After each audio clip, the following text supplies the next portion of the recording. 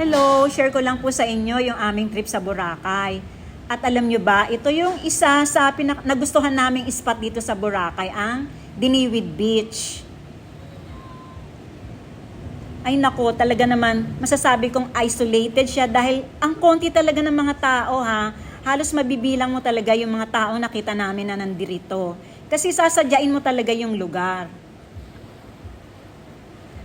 Kung mapapansin nyo po ay napaka-relax ng atmosphere.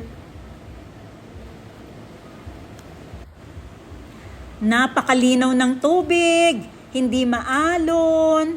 Alam mo yun, yung talaga ang sarap-sarap maglangoy.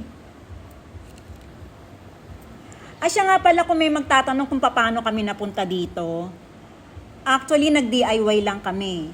Hindi kami kumuha ng service sa hotel kasi syempre gusto namin explore yung island na DIY lang at saka para naman mas makamura na rin kami, no. So from D-Mall, sumakay kami ng trike. May mga nakapila po doon na e-trike at 20 pesos lamang ang per head. So sa isang trike malaki siya, kasya na ang 6. Tamang-tama 6 kami. So ayun, isang biyahe lang.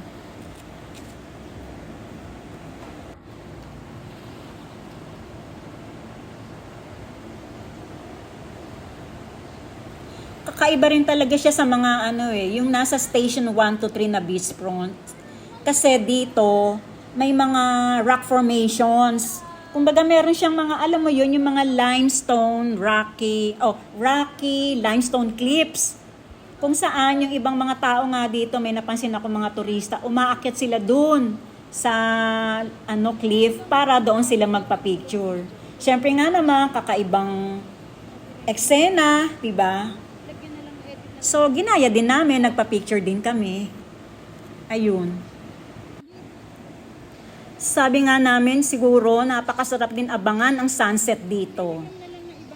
Yun nga lang, since kalahatian na kami ng araw, at since mukha nga siyang isolated at hindi masyadong puntahan ng mga turista, ay wala rin mga gaanong kainan o mga bilihan. So, mga after 12 ay naglakad na uli kami papuntang main road. Nga pala, maglalakad lang kayo ng around 400 to 500 meters para makapunta po sa main road at doon sasakay muli ng trike pabalik sa D-Mall. Pero alam mo ba yung napuna namin dito ha? Ang sarap-sarap sa paa ng buhangin, napakapino, ang lamig-lamig. Alam mo yun? Yung enjoy na enjoy kang maglakad ng nakayapa kasi yung feeling na very therapeutic yung effect nung pagtatapakan mo yung buhangin, ganon.